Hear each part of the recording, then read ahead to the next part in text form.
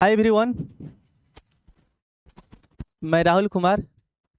आशा करता हूँ आप लोगों का पढ़ाई बढ़िया से चल रहा होगा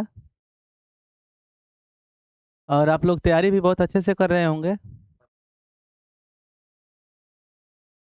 तो आज हम आप लोगों को नवनिकलेचर सिखाने वाले हैं। आप लोग ध्यान दीजिएगा। मुझे आशा नहीं विश्वास है कि आप लोगों को बहुत बढ़िया से समझ में आएगा। तो ध्यान दीजिए इधर। देखिए, इधर कार्बन की गिनती लिखी गई है। क्या लिखी गई है? कार्बन की गिनती। तो एक कार्बन होगा, तो एक कार्बन के लिए क्या बोलेंगे? एक कार्बन है तो एक कार्बन के लिए क्या बोलेंगे? एक कार्बन के लिए हम लोग मेथ बोलते हैं। क्या बोलते हैं? मेथ। दो कार्बन है तो एथ, तीन गो कार्बन है तो प्रोप, चार गो है तो ब्यूट, अब पांच गो है तो पेंट, छह गो है तो हेक्स, सात गो है तो हेप्ट, आठों कार्बन है तो आठों कार्बन के लिए क्या बोलते हैं? ऑक्ट। नौ के लिए नॉन, दस गो है तो डेक, 11 को होगा तो अनडेक। ठीक ना? तो अभी 11 तक ही कार्बन का नॉमेनक्लेचर देखते हैं, यानी कि नामकरण होता है। क्या होता है? नामकरण। नामकरण होता है।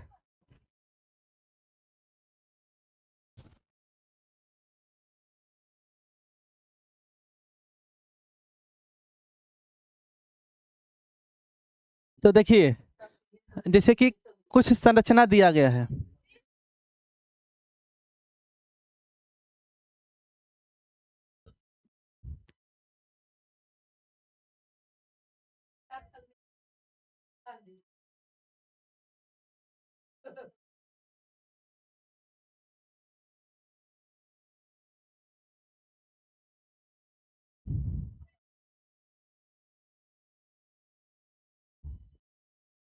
देखिए, ये कार्बन की कुछ संरचनाएं दी गई है।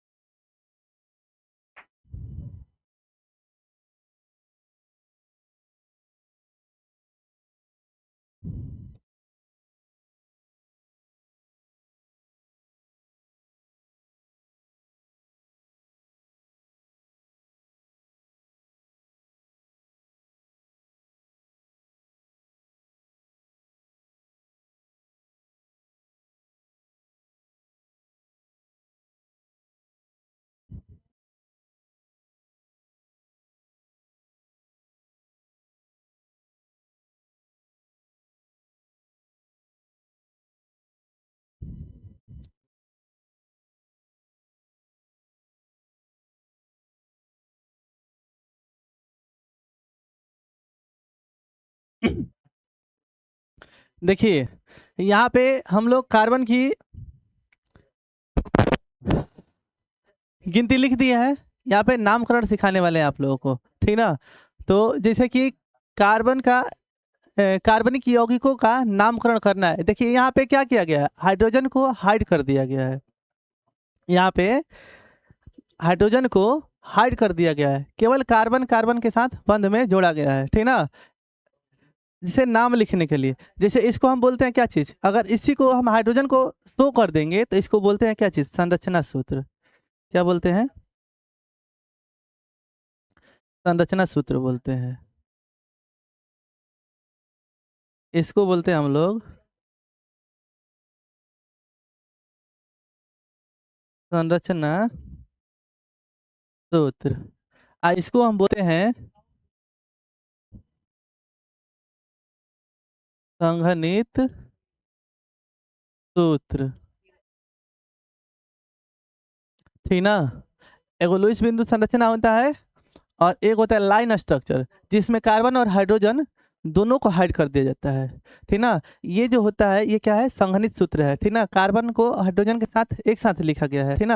यहाँ पे अलग अलग कर दिया गया है, तो इसको क्या हो गया? ये संरचना सूत्र हो गया। अगर इसको हम बिंदु से दर्शाते,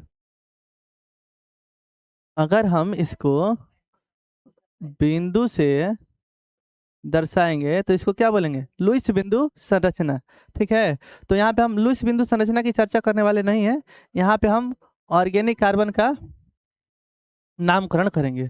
ठीक ना, तो जैसे इसका नाम लिखना है तो इसमें सबसे पहले क्या करेंगे, कभी भी आईयूपीएससी में नोमेनक्लेचर में जब भी नामकरण करना हो तो नामकरण करने के लिए सबसे पहले कार्बन को हम क्या करते हैं, गिनती करते हैं, कार्बन की गिनती करते हैं, इसमें कई गो कार्बन है।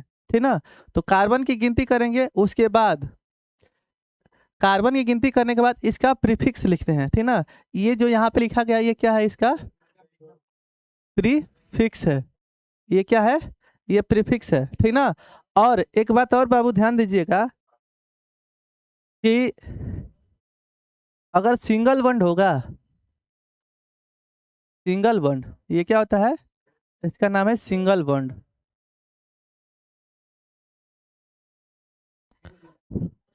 ये क्या है, सिंगल बॉन्ड है।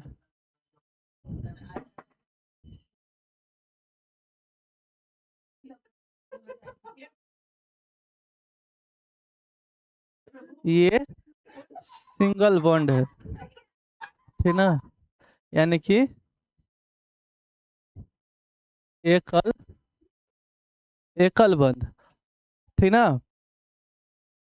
और एक होता है डबल बॉन्ड, एक होता है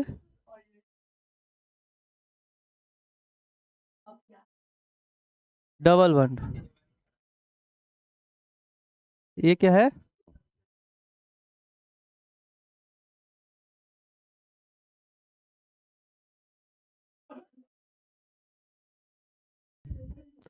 ये है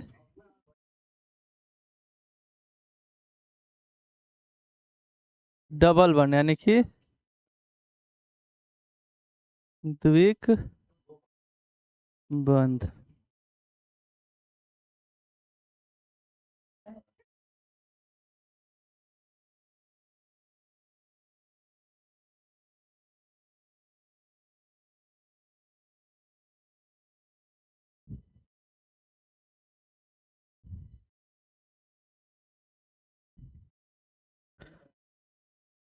ये डबल बॉन्ड है,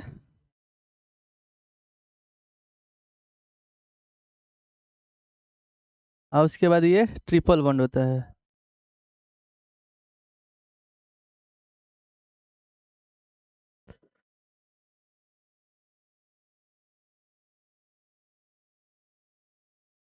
ठीक ना,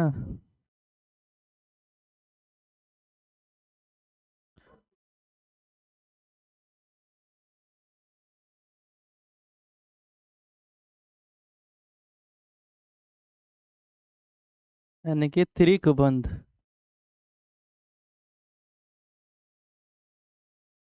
ये होता है त्रिक बंध।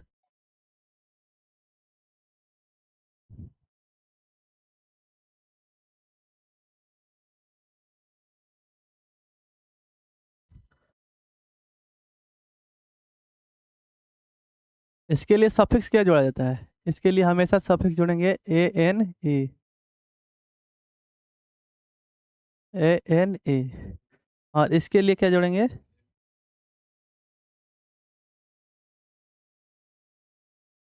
E N A, और इसके लिए क्या जोड़ेंगे, YN A। ठीक है, अब देखिए इसमें, इस संरचना में देखिए, इस कार्बन कार्बन के साथ यहाँ पे सबसे पहले क्या करेंगे, गिनती करेंगे, गिनती करेंगे ना, 1 2 3 4 5। यहाँ पे कई कार्बन है, 5 कार्बन है, यहाँ पे गिनती किए तो 5 कार्बन है। 5 कार्बन के लिए हमें क्या लेना है, सफिक्स प्रीफिक्स। 5 कार्बन के लिए हमें प्रीफिक्स क्या लेना है, पेंट लेना है। तो 5 के लिए क्या होता है, पेंट होगा, और सिंगल बॉन्ड है तो इसके लिए क्या जोड़ेंगे, सफिक्स। सफिक्स क्या जोड़ेंगे, ANE। तो क्या नाम हो गया, पेंटेन।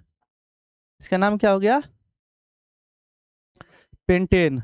उसी तरह से अगर हम इस कार्बन की गिनती करते हैं सबसे पहले, इसमें इसकी गिनती करेंगे, ठीक ना, तो कार्बन की गिनती सबसे पहले करेंगे, ठीक ना। कभी भी नोमेनक्लेचर में हम हमेशा ध्यान यही रखेंगे कि गिनती केवल और केवल कार्बन का ही करना है। जब भी कार्बन की गिनती करेंगे उसके बाद इसका क्या देंगे, प्रीफिक्स देंगे। पहले कार्बन की गिनती करेंगे खूब आराम से, उसके बाद इसका क्या देंगे, प्रीफिक्स देंगे, और उसके बाद इसमें जो भी बॉन्ड है उसका सफिक्स जोड़ देंगे।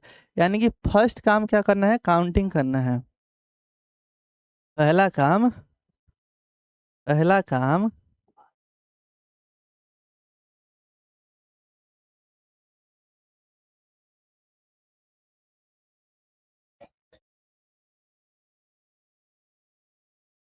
पहला काम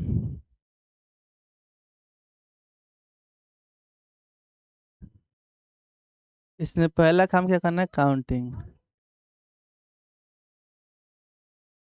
है ना। सेकंड काम इसका प्रीफिक्स देना है, और थर्ड काम इसका सफिक्स देना है, suffix of bond, suffix of bond. अब देखिए यहाँ पे कई कार्बन है, यहाँ पे कार्बन की गिनती करते हैं 1 2 3 4 5 6 7 8। ठीक इसी प्रकार से यहाँ पे कई कार्बन है, यहाँ पे 8 कार्बन है। 8 कार्बन के लिए हम प्रीफिक्स जोड़ेंगे ना, खोजेंगे क्या है, 8 कार्बन के लिए ऑक्ट होगा, तो यहाँ पे सबसे पहले क्या लिखेंगे, ऑक्ट लिख दिए। और उसके बाद इसमें बॉन्ड कौन सा है, सिंगल बॉन्ड है, सिंगल बॉन्ड के लिए क्या होता है, सफिक्स ANA, तो ANA जोड़ देंगे।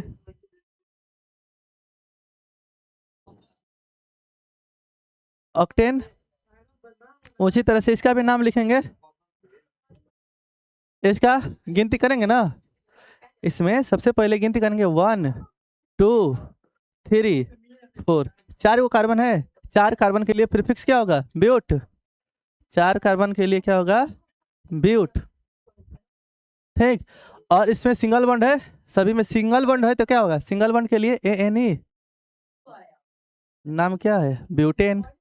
उसी तरह से इसका भी नाम लिखेंगे, इसमें गिनती करेंगे 1 2 3 4 5 6 7। यहाँ पे भी कार्बन का एगो है, 7 गो है। 7 कार्बन के लिए क्या होता है, सबसे पहले क्या देंगे, सबसे पहले प्रीफिक्स लिखेंगे। 7 कार्बन के लिए प्रीफिक्स क्या होगा, हेप्ट। 7 कार्बन के लिए क्या होगा, हेप्ट। और सिंगल बॉन्ड है, सिंगल बॉन्ड के लिए सफिक्स क्या होगा, ANE, तो ANE जोड़ दिए तो क्या हुआ, नाम हेप्टेन, यानी कि पेंटेन, ये होता है ऑक्टेन,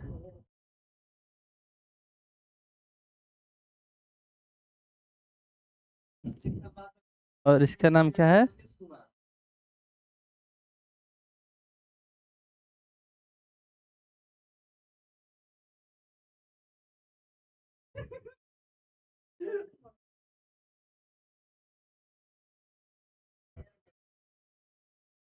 हेप्टेन। तो इस तरह से हम किसी भी कार्बनिक यौगिक का नामकरण कर सकते हैं।